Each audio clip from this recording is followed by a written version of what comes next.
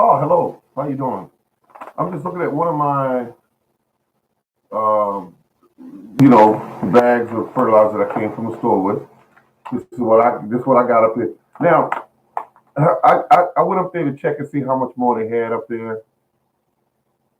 I think it's all gone, but I'm going to check. The next store I'm going to check is going to be Walmart. I'm going to check Lowe's as well. Even though I got a feeling that Walmart it marks down their fertilizer, but they don't market that a whole lot. But this right here being a bag that was God, I want to say this was 60 cents. Normally goes for close to $6. So they kept the six. There's 50 spikes in here. That's for beautiful vegetables. Basically what it says. Resealable bag. Um, and this is the information pertaining to what's in the bag. It's the fertilizer is graded at 274. Nitrogen. You got the potassium and phosphorus. And that's interesting. Push spike in 1 inch below the surface of the soil and 6 to 7 inches apart the plants. This is easy to use. You just basically make sure the plants are 6 to 8 inches apart. Push the spike in the ground at each plant. And that's basically it. And it says it feeds all season. And see, that's kind of contradictory because you don't know how long some people's growing season actually is. So it's interesting. Oh, okay. Hello, hello. Ah, this is beautiful. They were dusty when I got them, but I don't know how many bags I got. I just grabbed the whole shelf. Uh, so what I have now is a whole bunch of fertilizer. I have a whole shelf of them. It's two shelves of fertilizers, and it just packed. So that's what I did. I got everything I needed to feed my plants while we're getting ready here to go into the dead of winter. We're getting ready to head into the very cold months. Hello there. Hello there. Hello. Yeah, I'm telling you, it's a wonderful thing gardening. Now, here's what I did last night. Came in from work and there's some garlic in the refrigerator, and I've been putting it off and putting it off. And I said, go ahead and turn the bulbs down and put them in a container of water, and see if the roots come out. If they do, go ahead and put them in a container. I'm not going to put them in the actual ground. I'm going to put them in containers because um, I just want to try containers when I have the material to be able to do that. Um, they are bags and bags of fertilizer at my Home Depot. All the aisles that I took out a couple of days ago, they filled in. Okay, I think you're referring to my area, or here. If you're referring to my area, today it wasn't very cold. Most people are complaining when I pay attention to people when they're around me and they're talking about how cold it is, and I know that it has not got cold here yet. The way it's going to get. Um, we are in a location when you're talking about Zone 7B. We're in a location where you need to definitely prepare for the winter. I just came back from getting some pellets from my pellet stove. I don't know how many bags. Maybe I have about 30 bags now. That should be enough, but I just get it because once people get their first blast of cold, they're gonna run out and buy up everything. That's how it works here. So what I usually do is I stay ahead of everyone. Uh, I buy all my garden stuff in the dead of winter.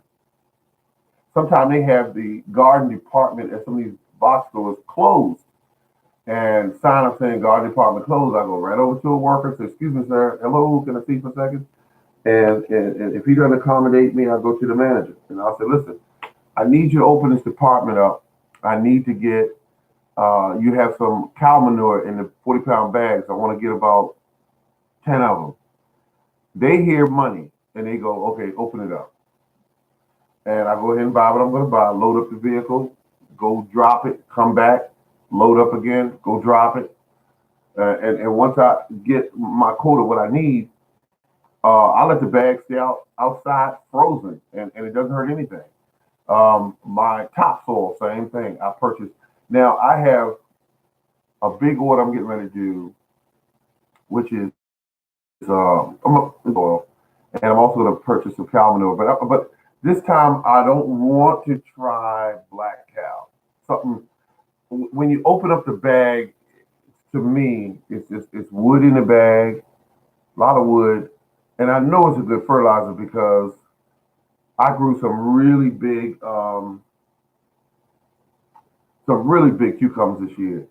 But you know, a lot of what I do, let me put it like this, folks. It's the way that I perceive plants. I never try to feed the plant. I always feed the soil. That's just something that I do. I don't feed the plant. I don't worry about the plant. All I do with the plant is set it on top of a ample food supply that the biology in the soil starts to go crazy over. And once that takes place, the plants only reap the benefit.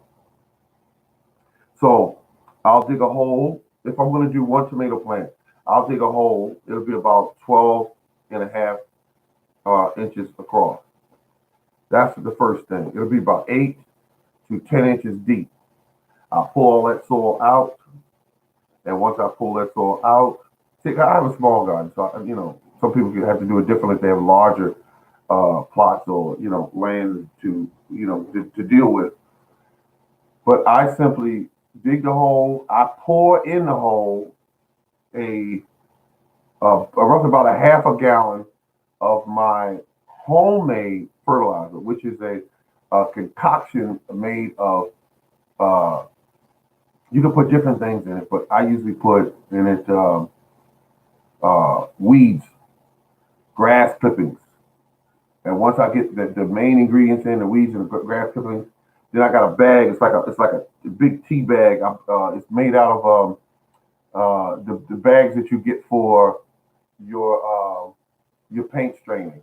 The 5-gallon bucket size. They sell them at Home Depot. They sell them at Lowe's.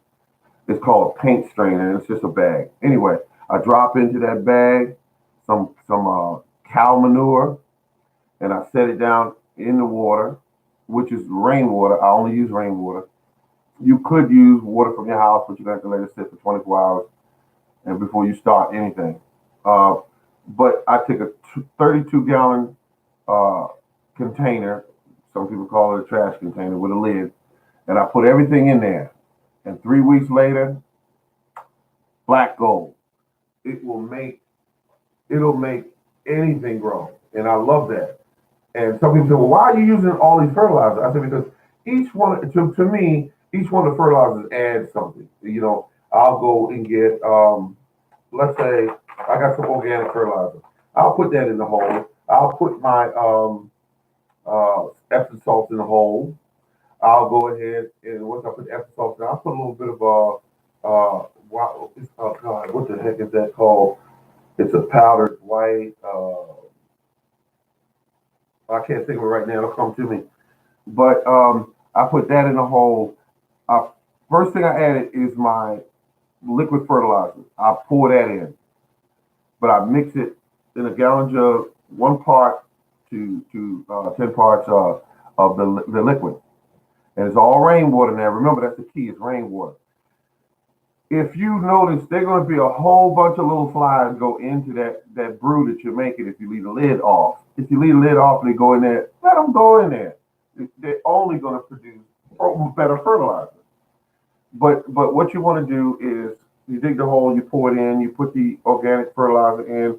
You're going to go ahead and put your Epsom salts in, And the white powder is called bone meal. You're gonna put that in there. You're gonna put the blood meal in there. You're gonna also put in God, it's lime. I'll put a little bit of lime in mine. A little bit of lime because that's help my soil balance and also calcium. So I put it in there, and once I put that in there, the very next thing that I add into that hole, I did mention the all-purpose fertilizer. I put that in, and this hole gets a 50-50 mix back in the hole of the natural soil that was there and also of the cow manure. I mix them 50-50, and I put that in that hole, and I set the plant on top. If it's a pepper plant, I set it on top. But if it is a tomato plant, I'll bury it deeper. I may even take the plant and lay it down sideways and put the soil and everything all over it and gently tamp it in. Let me tell you what the most exciting thing I love about it is this. Tomato gonna lay there after you water it and everything. It's gonna look good, but once those roots start to go down and tap into that fertilizer supply where you have all this biology going on. They're in there eating and enjoying and eating up everything, living and dying and partying and excreting their waste and everything. And they're in there. So this plant goes down in there, taps into that food supply, and your tomatoes go crazy. I had some of the biggest and prettiest tomatoes. And the best, and what you want to do, you don't want to use fertilizers that are man-made like the Miracle Grow. Because Miracle Grow, here's what it does. It forces your plant to grow. It forces your plant to grow. Once your plant grows faster than it should, it's usually very, very tender. And bugs love that because it's a beautiful meal for them. They eat it up. They eat your plant up. So to be able to fertilize and allow your plant to grow at its own natural pace is the best way to go. But when the tomatoes grow, let me explain something to you about a tomato grown in this method. They grow sweet because they had everything they need.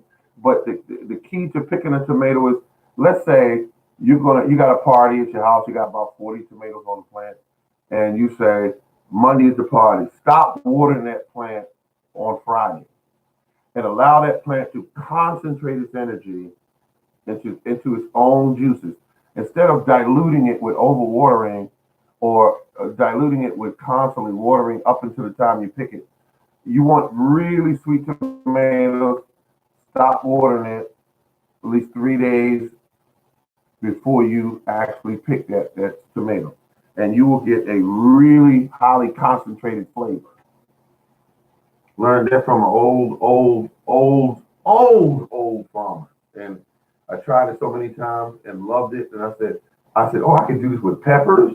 I can do this with tomatoes because you just concentrate the flavor by not watering the 3 days before you actually start picking. There's some plants you can't really do that with, like okra. Okra, it could be this big. You come out there that evening, the next day, that thing's like this. That's okra. So it depends on the grade of your soil. I like to feed my plants so that they have what they need in that soil. Feed the soil. Feed the soil. Feed the plant. Don't worry about the plant. The plant is basically a bum sitting on top of the soil, taking up stuff. That's all it's doing. But you want that area where that plant is, you want to make certain that you take care of that side. Putting the organic matter in the soil is going to help the plant. Putting this food supply in the soil is going to help the soil, which helps the plant. And that's what I love about it. Running out to the big box stores and buying up all these fertilizers, you're only using it as part of your recipe. It's part of your recipe. You want your plants to eat like a fat guy at a buffet. No offense to anyone out there. Make sure the food is there, and that particular plant's going to be happy. The biology in the soil will increase to its highest levels when you do this. But don't try and put one type fertilizer out there, just dig a hole and put the plant in and water it, and your plant will grow, but is it growing to its optimum potential? That's the question. That's the question. The biology in the soil loves, like any other animal, it loves a ample food supply. And that's what you're doing. You putting all that blood meal and bone meal and all of that in the soil and cow manure. You're putting that in the soil, the Epsom salt, which grows a stronger plant. It allows the plant to soak up sun um, more efficiently. So you want that you want that method to growing. But the thing about it is people fuss over the plant, and I usually just put this in there, and I love watching my plant within about a week tap into that food supply. I love that because you just see it. You'll see it growing at a normal rate, and then you see it just go crazy because of the food supply in that area. The biology right underneath that root base goes crazy. And as you keep doing it in this way, you also keep improving your soil. I don't care what kind of you got old heavy clay soil, if you got a sandy soil, this method works for both. This is the Morning Gardener. Thank you very much. Any one of you have any gardening um, uh, things that you were excited about during a gardening season, like you grew a really large pumpkin or a tomato that you couldn't believe it was as big as it was.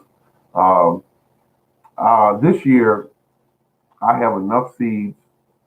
I'm going to concentrate on not buying seeds because all these seeds in my possession now is going to be used. You know, um, a neighbor gave me a pack of seeds about 4 years ago. It's called what they call box car or something like that. I'm curious about them now. I'm looking at them going, wait a minute, these are heirlooms. I think I'm going to try to grow these. And that's what I'm going to do. I'm going to try to grow these heirlooms. I brought some pepper plants inside. And this is something else you got to try one day, good people, is when you grow those beautiful pepper plants and then it starts to get cold, why are we programmed to just lose those plants? Bring them suckers indoors. Bring them indoors. When you start noticing that, start getting down into the 50s and stuff, you clip all the leaves back, you clip everything off of it, you clip all the fruit off of it, and the blossoms and everything, and you get it down to basically it looks like kind of like stems you bring in the house. And the key is to put them in an area where they can get some sunlight, but not a lot of sunlight, not a lot. And you want to make certain that don't overwater them. You water them, keep the soil kind of moist there once in a while. It dries out once in a while. You go back and water again. When you water them on like especially pepper plants, you bring them indoors, the roots are gonna rot, and your plant will be dead in a few weeks, and you won't know why. But think about it. If you could take a beautiful plant that you've grown that was producing peppers for you, whether it be chili peppers, whether it be jalapeno peppers, whatever, take those peppers plants and bring them indoors.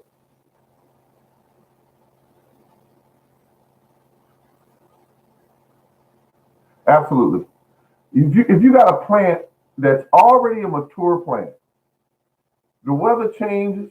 Next year, spring comes, summer is on its way. When the temperatures at night start getting in the 50s, 55 like that, bring them plants back outside, and the plant already know what it needs to do. It starts producing peppers, and then you bring it back inside during the winter. Soon enough, you're gonna have a little pepper tree that you bring it in and out of the house. And then when it's in the house, you bring it in. The plant does well. The plant does incredibly well. Thank you for the thumbs up. Thank you. It does incredibly well. Now, the plant is now a beautiful plant you have in the house. Mine is, it's going to have small because you don't need a bunch of leaves on it to suck up a lot of energy of the plant trying to support all these leaves, and it's been brought indoors away from the environment, which is a higher sun intensity, the ability to search through a larger area of soil looking for food. You put it in a pot now. So you got to cut everything back and go down. My plants, I'm looking at them. They're over there near the window. I'm making sure there's not too much sun. But these plants are doing incredible. I don't know what pepper plants they are. There's about six of them because I got them mixed up. But I know they're all pepper plants. So when I put them in the ground, it's going to be interesting to see, was that the habanero? Was that the banana pepper I grew? Was that the chili pepper here? And I'm actually going to start some new pepper plants. Once I get, see, peppers are expensive. And peppers are healthy to eat. So why not be able to have ample supply of these peppers? If you bring the older pepper plant outside, guess what's going to happen? Your neighbor waiting on its plant to mature so it will produce peppers. Your pepper plant only needs to, oh, okay, my roots are in the soil. Okay, I'm gonna start producing in about a month, less than a month. I'm gonna produce like crazy because I need to produce these seeds so that we can survive, and that's what it's gonna do. Then you start getting into, you start off with heirloom peppers, first of all and foremost, heirloom. Once you do this, then you're going to turn around and you're going to produce seeds. You start keeping those seeds. If they bell peppers and you like this bell pepper, or you like this particular pepper, you start saving those. You cut them peppers open when you use them to cook with, and you save those seeds. I like to use the bill envelopes. I cut them open and throw away the bill after it's paid, and um, I put the seeds in there. I put the date. I put what kind of seed it is, and I got seeds for years. And those peppers will produce thousands of seeds, which that's what you want to do. And you can take the seeds and trade them. Some people sell them. Some people, and so now your garden is starting to make you a little bit of cash. So you sell the seeds and you tell the people, hey, look, these seeds grow well in my yard. These seeds are these bell peppers. They're big or they're sweet or whatever. And now you're selling seeds. You're selling seeds. You're giving away seeds. Now you stop buying those seeds, those high jacked up prices at the store when you go in there and buy them seeds. You know, sometimes you look at a pack of seeds. I mean, if you're a serious gardener and you've been out there for years doing this, and you watch the seeds just go up in price. They went up. They didn't go down. They didn't even go down a little bit. They didn't go up a little bit. They went up. I remember buying seeds that were like 90 and $1 a pack. And they were high quality seeds. Now seeds are averaging $2.50, $3. And they put the fancy stuff on the pack where they say heirloom and what's the other one they put on there? They got different marketing slogans they use when they put it on the packs. So that they go, ooh, this is it. And really, it's just a seed. It's just a seed.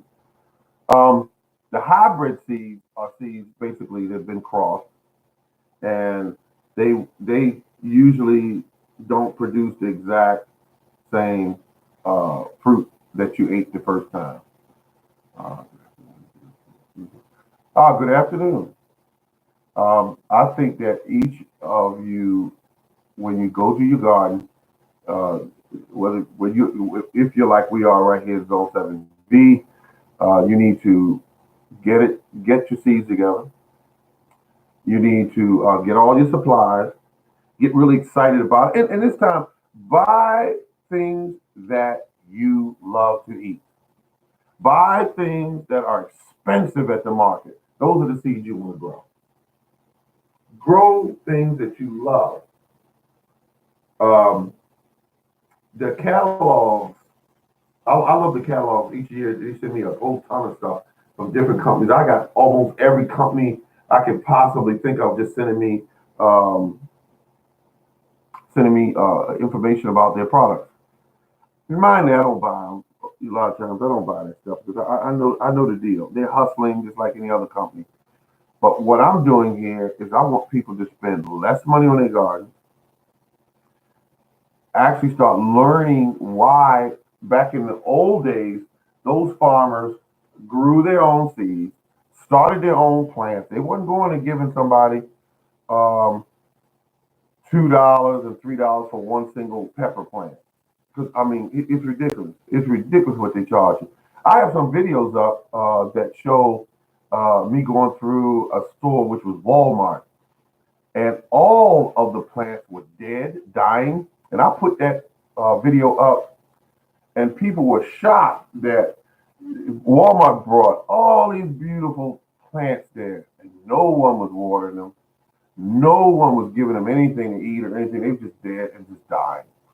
Now, another year, I filmed another box store where the guy was coming in and he was picking up all these trays of plants that didn't sell. Plants that you and I would love to have. They were 15, some of them were 12 and 15 inches tall. They were pepper plants. They had peppers on them, tomatoes on the plants, and they just went in the trash. Is where they went. And that's just kind of sad and wasteful because you could take things like that um, and you could give them away or sell them marked down or something. I mean, plants do have to have some kind of respect. Just don't rip them out of the ground just because you didn't make a dollar out of it and throw them away. I couldn't do that one year when a company accidentally sent me four fruit trees, and I asked the YouTube family, "What should I do?" I said, "I barely have any room for my other trees. What should I do with these?" They said, "Please put them in the ground." And I found a place for these trees. Um, and now I lost one, but the majority of them out there are growing big, beautiful trees. They're taller than I am. And that was shocking because one tree had one single root on it. And I thought this tree is not going to make it. It's not going to make the transition here. Next thing I know, winter comes with the leaves, and I see the leaves popping out on it. And it is just growing beautifully. And I said, now that's what I'm talking about. That tree was a fighter. It was like this Rocky movie. It's going to survive. Um, and the tree is out there now. I think it's called a Dutchess pear, but I gave it a chance and I put it in the ground and now it doesn't need anything from me. It gets its water from the rain. It gets its food from. What I do is I go through my property. I mow everything down. I do not till. I do not till. I mow everything down, and that's how I fertilize my soil now. I do not go out and buy fertilizer to fertilize my soil because it's too much ground. I I fertilize the area of each individual plant, but the bulk of my property is just always chop and drop. I am not going to be setting up compost piles all the time. I don't have time for it. Why not? I said compost right there in the spot where you're going to use it. So I go through with the lawnmower or the tractor, and I cut all the grass down, the weeds and grass and everything, and it just falls to the ground, decays, goes in the ground. I do the same thing with my plants that once I finish with them during the winter, once the winter starts setting in, if I have okra plants, I get all the dried okra off. I take the seeds in the house.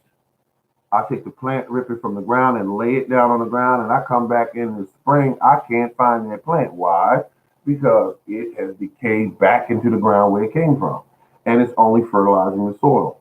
Weeds have deep tap roots that go so deep they pull up all kind of minerals to enrich your soil. So when you chop them down, you're actually just adding a layer of fertilizer. Farmers been doing it for thousands of years. These are things that they don't tell you in the books. They won't tell you that. They won't tell you because they don't want you to know. It's a big industry that makes money off of our ignorance when it comes to us growing food. And there are also industries around that don't want you growing food.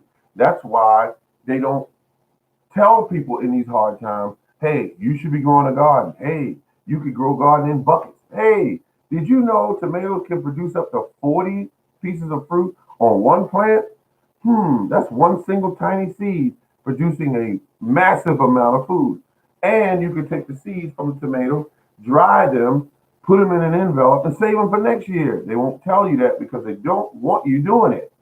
Because when you buy tomatoes and cucumber seeds and you grow your own and you get real crafty with it, when you start taking the seeds from the cucumbers and saving them and redoing them next year, and redoing them whenever you need them, guess what? There's less money going to that grocery store. And this big chain don't want residents doing that because when they do that, it cuts into their pocket.